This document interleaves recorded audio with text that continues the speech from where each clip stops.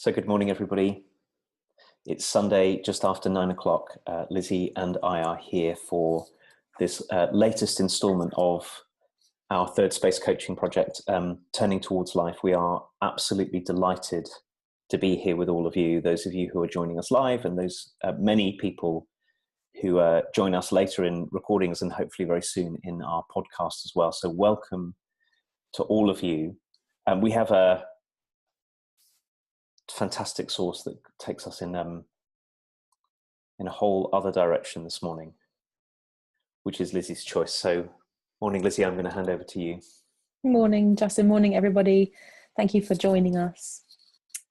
We have a source about no reason this morning and about joy and love and laughter. And I chose this source partly because we were prompted by somebody who watches us to maybe talk about this topic. And it was such an interesting prompt for me. I don't know about you, Justin, but my journey in my life has been one of finding a way to access the depths more deeply, when joy has always been very, very natural to me. So to be pointed out to that, oh, hold on, I've watched lots of your videos and there's not much about joy and laughter and all those things, is a really interesting thing for me, because it's like, oh, how come that has happened? That's really interesting to me. So I'm really grateful to be speaking about this. And it's one of my, I think, natural essence somethings is the kind of joy and humor and laughter that I bring into the world somehow. And so in terms of sources for this, there were so many to choose from. And when I read this one again, because I've read so much Hafiz and love it so much, I felt like this was a good one to bring somehow. So Justin, are you happy if I read and then you read? Of course. Okay. So And for No Reason by Hafiz, translated by Daniel Ladinsky. And for no reason I start skipping like a child. And for no reason I turn into a leaf that is carried so high I kiss the sun's mouth and dissolve. And for no reason 1,000 birds choose my head for a conference table, start passing their cups of wine and their wild songbooks all around. And for every reason in existence I begin to eternally laugh and love. When I turn into a leaf and start dancing, I run to kiss our beautiful friend, and I dissolve in the truth that I am.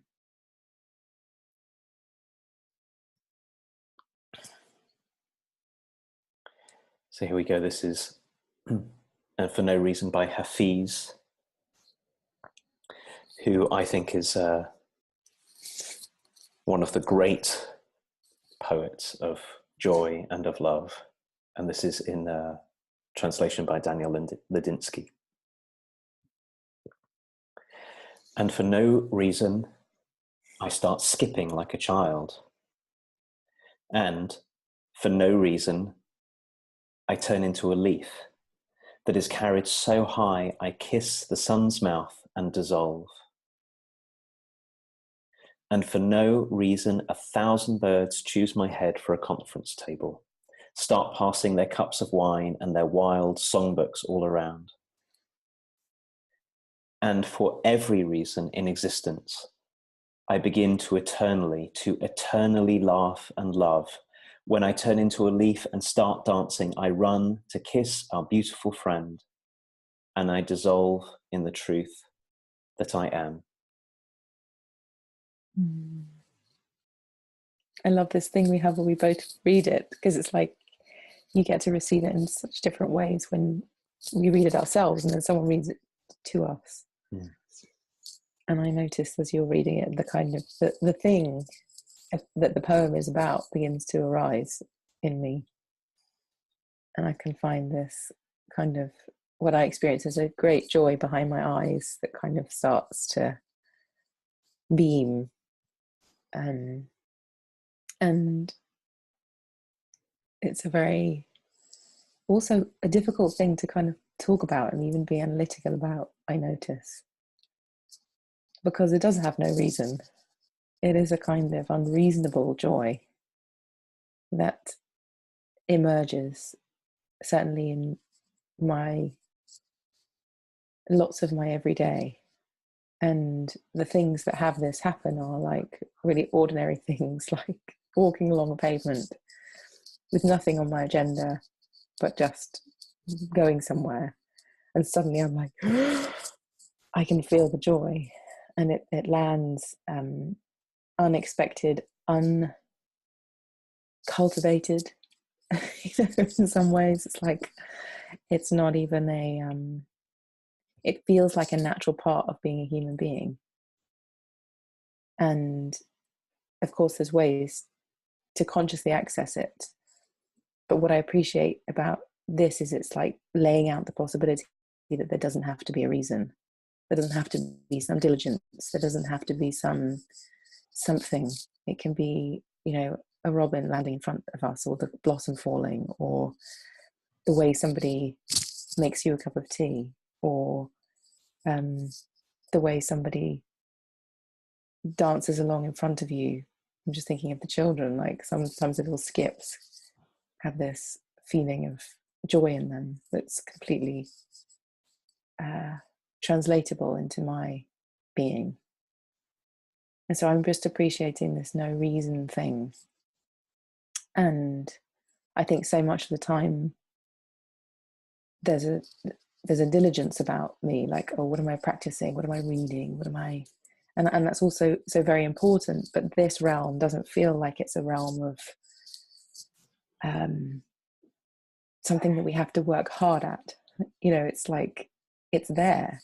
It is to be present and to observe and to be in the world somehow has this opportunity in it, just naturally, without us having to try, if we've been laid down the possibility for this. And I think that's what Hafiz does in this, is that it lays down the pathway to the no reason joy.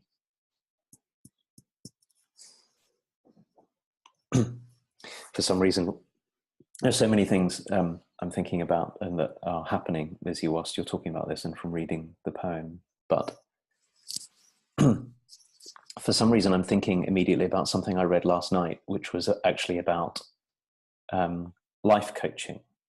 Mm-hmm. And it was about a kind of coaching that's very different from, I know, the kind of work that you and I do. It was in a piece by Stephen Fry. And Stephen Fry was saying how much he hated this orientation that many people have, people who do a kind of work that they call coaching, which is about you have to have a goal and you have to get there. And he says this absolutely brilliant thing that's totally relevant to this poem. He says, this is so punishing. It's such a punishing way to live. What's going to happen? You're going to have a goal, and you're going to work to get to a goal. And then what? When you've reached your goal, are you done with life? Or does it mean you have to have another one, and another one, and another one? And he was pointing out this.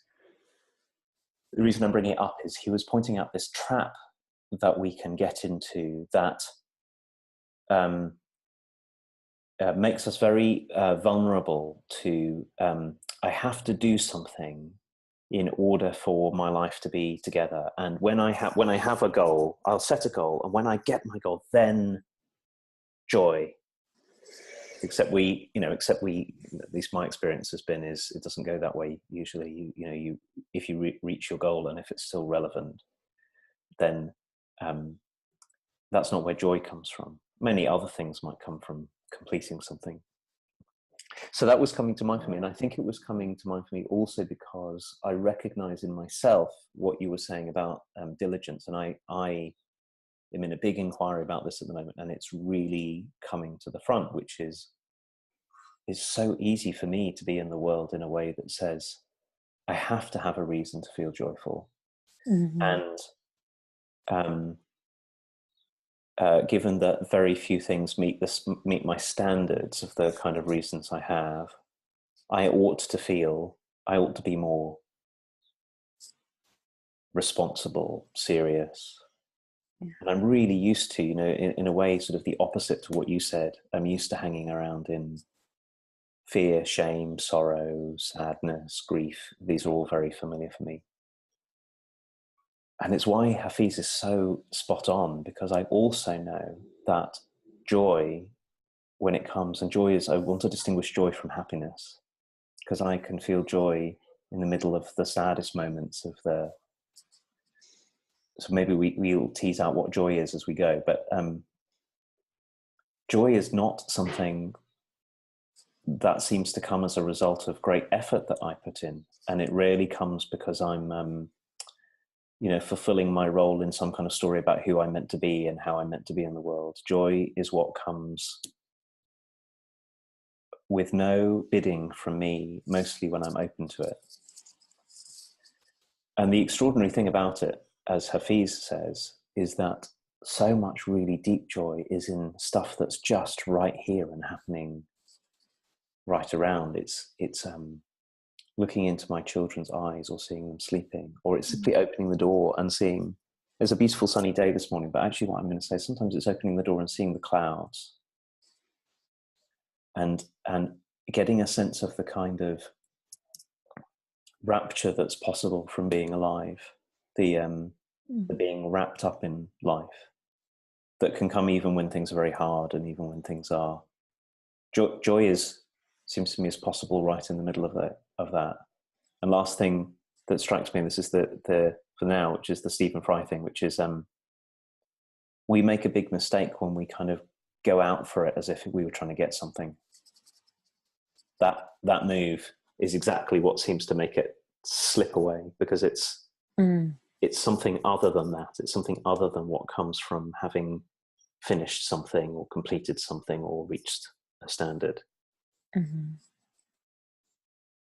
Yeah, I'm kind of making some connections here as well, because in a way, the nature of the way that I experience joy is that I don't sit there and analyze how come I'm feeling it.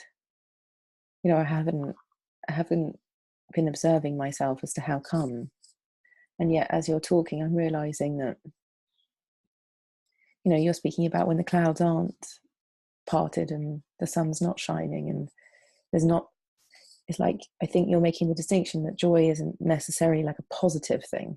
Like, it's not everything's fine kind of thing. It's deeper than that. It's got like, I think, I can't remember, I think this is my brother-in-law, Robert, said to me once, he said, pain runs really, really deep, but joy runs even deeper. And in this conversation, I'm feeling that depth, because I can feel that the kind of happiness that I would have experienced when I was younger, before I had kind of cultivated a different kind of depth in my kind of contact with people and life and inquiry. It was a kind of brittle kind of happiness, like the kind of I got the thing, like the goal or something, or things turned out the way that I wanted them. And of course that's wonderful, and also very fleeting and disappointing in lots of ways too. Like, oh shit, I thought that was it and it's not. And feeling kind of repeatedly let down all of the time. And the joy that I think you and I are alluding to, Justin, is the kind of, for me, the kind of joy that arises when I'm in a state of inclusion, that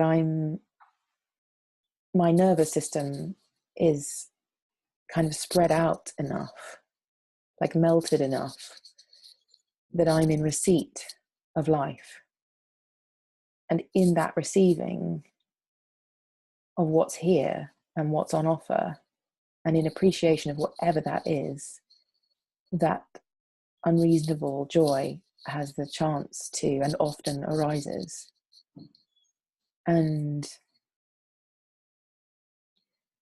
hearing music, for example, whatever the subject matter, but that it's coming from somewhere that moves and stirs the passion in me, the aliveness that is me, is also a great joy. So somebody can be singing about, we went to a gig last night and they were singing about divorce, And I just found this deep joy in the articulation of what it's like to be in that hellhole of separation. And so I'm noticing that there's a kind of encounter with the full spectrum of what it is to be human that affords this joyfulness. And it's a challenge to kind of really find the words, because it's not really a kind of explicable thing. You know, the moments when I walk, I remember, you know, I sometimes walk along Charlotte Street, and I remember I've had 2 moments on Charlotte Street. No one has been there with me, like going to the post office or something, you know, really mundane. And suddenly the joy is like with me. And there are often moments that that get very, very etched in my memory as well.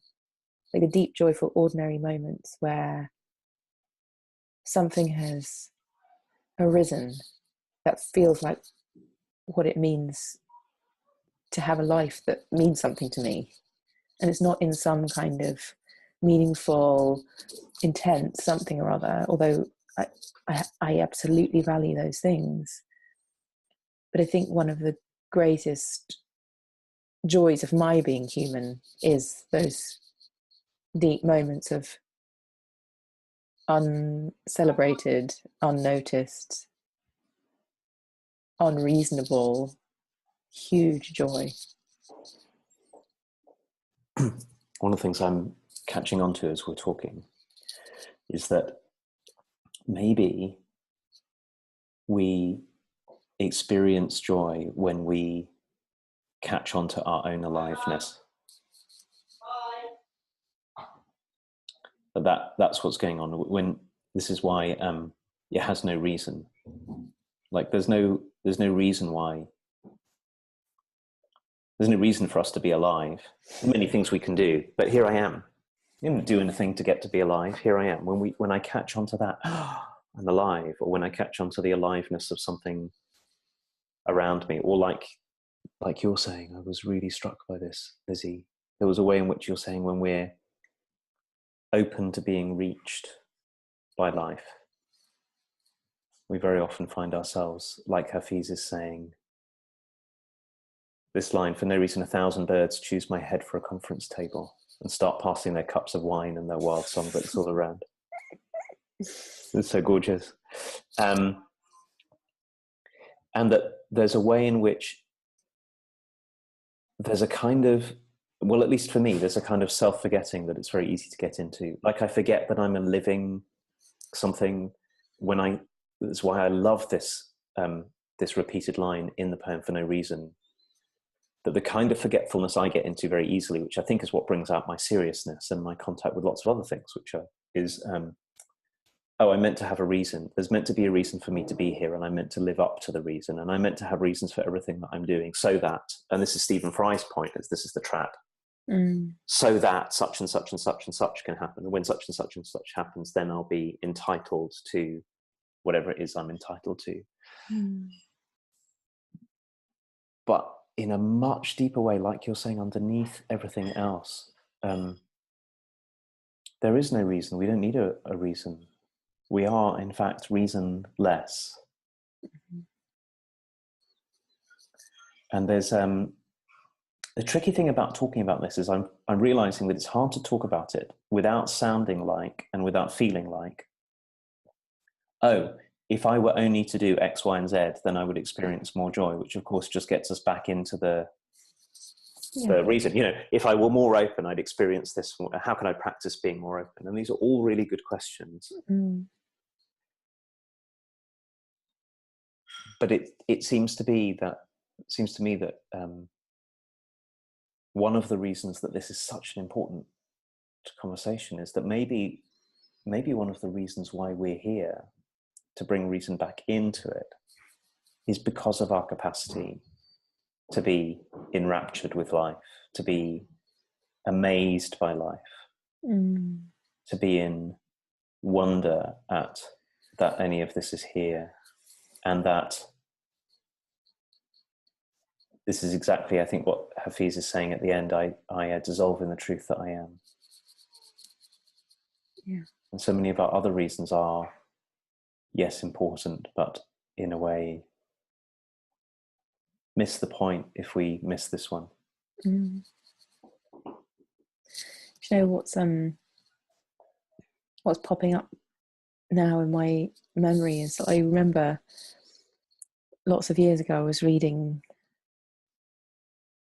can't remember even what it was, but there was a line in a book I was reading, and it said, your problems don't need you right now. Why don't you pop them down to the side and come back to them later? So I remember thinking, oh, that's interesting. Like, there's something about having difficulty that you think you have to hold on to it, that I think I have to hold on to it. Otherwise it won't get dealt with or something. I have to keep it present right here, because then I'm working on it, I'm trying to sort it out, I'm dealing with it. And almost having permission just to kind of park something so that I can just have a rest for a little while. And I remember the experience of doing that was like, oh, hold on a second. When I put something down, when I consciously let something go for a little while, knowing I can come back to it in a minute, it's okay, it's not going to disappear. I'm not being irresponsible to the point of destruction, which I don't think is even possible anyway. I can experience something different than the cycle, than the holding on, than the gripping into, than the trying to control something, just sitting there on my own, not taking any action. Because I think that's what a lot of us end up doing, is that we're obsessing about something, or trying to control something in our minds, or trying to sort it out and figure it out and, do the reason thing. And this whole notion of our capacity as humans to actually pop something down and be present is possible. And we can come back to things, and we can be in conversation again about something. But it really got me interested in the nature of the personality and the way that our defenses, our controls, our maintaining a self-image, all of that stuff is something we're actively participating in. We have power to see that, and to have enough kind of means of self-observation to hold it in our hands, to have it and say, okay, I'm gonna just leave that for a second, see what else is here. What's my being? Who would I be in this moment if I pop that to the side for a second? And in a way, I think that's part of the kind of foundational journey I've found that has brought joy, that I didn't know would bring joy. It's not like, oh, I'm going to try and get really joyful now and, put things to one side for a second and experience life as it is in this moment, without being burdened a whole lot and 100% by the content of my life, the circumstance of my life, but find a way to be in contact with this one, the I am. What does it mean to be in touch with the I am? And how does that then also allow me to return to my stuff, to the content, to the circumstance, with different eyes and a different heart that's been affected by the I am, affected by my spiritual nature, affected by the nature of the I am that is not separate from anything else. And it's really possible. Like, I have found that it's really possible for me to do that. And frankly, to have a rest from all of the diligence and all of the feeling like I've got something wrong, or I'm not where I'm supposed to be, and it's exhausting.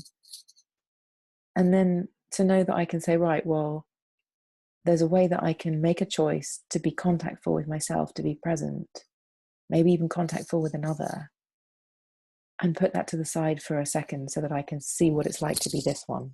And actually, that's what I think my being practice is. We talk about doing sitting and just being somewhere. And every time I start my sitting, it's like, can I see what it's like to be this one right now? What's it like to be this piece of being? What is that? And of course, everything creeps in and I resist it and I don't want to do it and la-di-da. But I feel like I have got a way in because of the I am and because of the community that I have of people who have also allowed me the spaciousness to experience that and to cultivate the experience of that and to not believe all my stories about what's going on in my life wholly as who I am. You know, I think I've been lucky enough to have enough people who go, yeah, there's that stuff going on, and who are you? And the question of who am I seems to have been such a life-giving aliveness into difficulty. I love this idea. So first of all, I notice myself feeling in contact with joy as we're speaking, which is a great delight to be experiencing that as we're talking. And I'm really taken by this idea that that you're bringing in, that so much of what, there's a way in which it's our own resistance that holds us away from this possibility. And I'm being really careful not to say, I'm really not saying here, well, if you're not experiencing joy, you must be doing something wrong. It's a whole line of thinking there that's so unkind. But at the same time, I also get that, I certainly recognize this in myself, that very often when I get on the edges of joy, what comes up very quickly is, but I'm meant to be being responsible for this, and I'm meant to be thinking about this, and I'm meant to be taking care of this. And I so recognize in myself, as I suspect that many, many people do, this kind of, I'm going to call it, say it in a strong way, a sort of obsessional attending to my difficulties and my problems and my responsibilities that goes on and on and on and on and on. And that somehow if I were to put that down, I wouldn't be being the kind of responsible person that I'm meant to be, which is to miss that we are also made for joy. Mm-hmm. So, yes, it seems to me that one of the things that makes it possible is this beautiful move that you're making of setting things aside, which is really a practice in knowing our own spaciousness, that we can hold, we're vast. And yes, it seems like this problem and this difficulty is the one that's my whole world, but it's a tiny part of this vast inner and outer landscape. And when we set it aside, something else can arise. And two things came to me whilst you were speaking that were related to this. So one was, oh yes, I know what it is. You talked about children earlier. What young children who are cared for, children who have people around them who will, who feel safe. Joy is just ordinary. And then I suspect that what's happened for a lot of us is a lot of times along the way when we were feeling and expressing joy, somebody said to us, not that, you need to be responsible. And I think school is a big deal here. A classroom of joyful children is very often a teacher's worst nightmare. Stop it, everyone. We have work to do. Stop being so joyful. Because joy is, like Hafiz is saying, it's kind of unmanageable. So I can think of lots of times, actually, lots of times in my childhood, when for reasons of being diligent, responsible, I learnt to put joy aside. We got taught this, the first thing. The second thing that struck me in what you were saying, Lizzie, is the times when I have found myself most open to joy are the times, this may sound perverse, but I don't think it is when I really got that I'll die. Mm.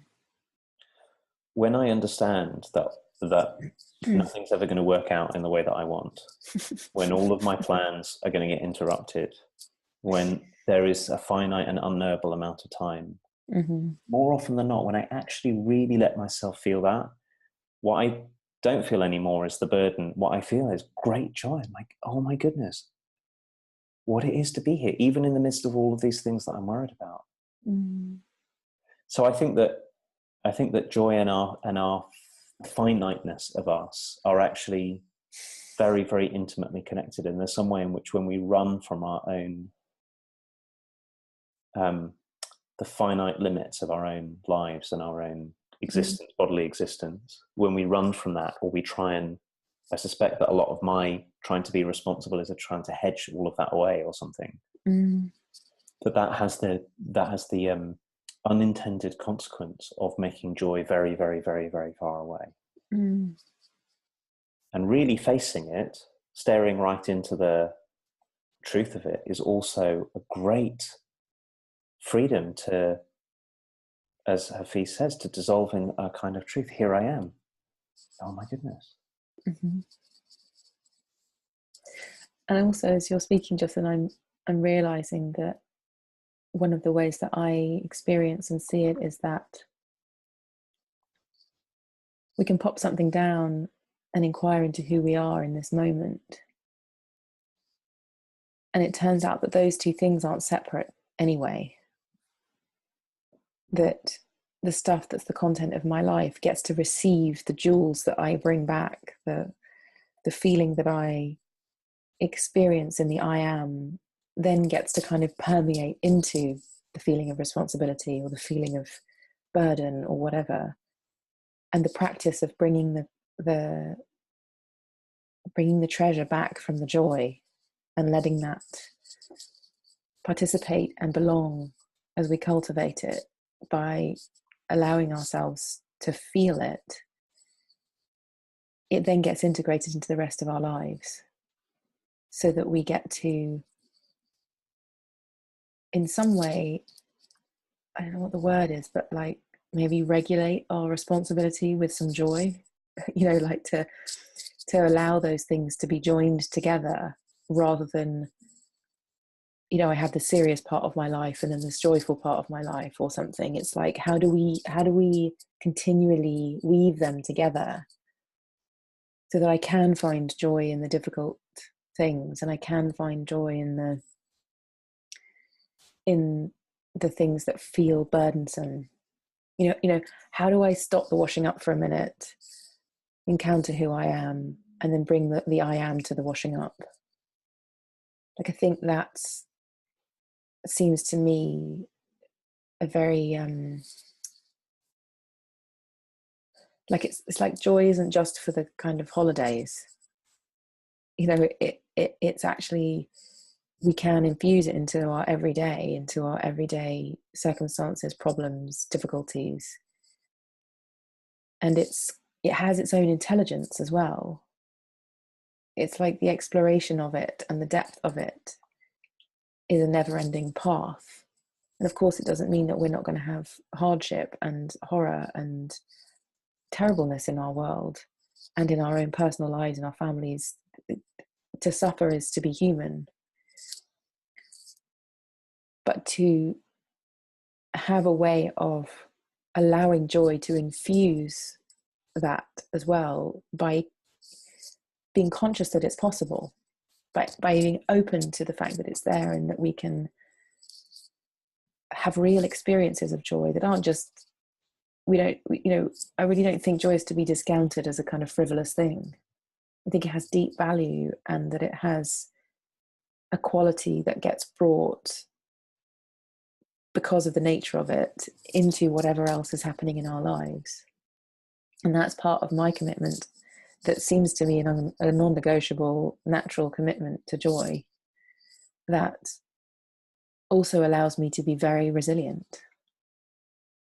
It allows me to be someone who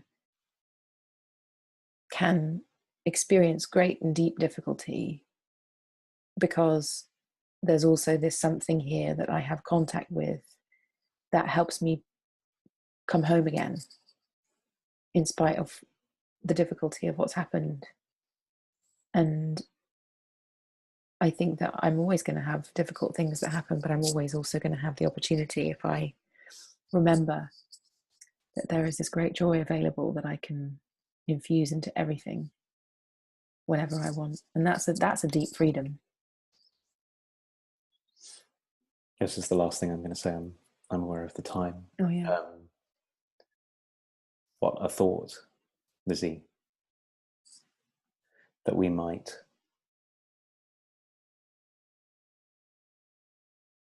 as a matter of great commitment cultivate our openness to joy in the middle of politics. For example, at the moment, our politics is so filled with other things: fear, hate, despair, judgment. What about joy in the midst of the difficulties of our current political times? Joy in the way that you're saying, joy in the midst of our workplaces. What if including joy in education, joy in our schools, joy in washing the dishes, joy in doing the accounts? And like you're saying, I want to keep saying this, this isn't some, I really get that you're not talking about some positive thinking exercise. This is more a kind of opening to something very deep and very alive that can exist right in the middle of heartbreak, and right in the middle of being at a music concert, and right in the middle of walking in the sunshine, and right in the middle of loss. What a thing that would be.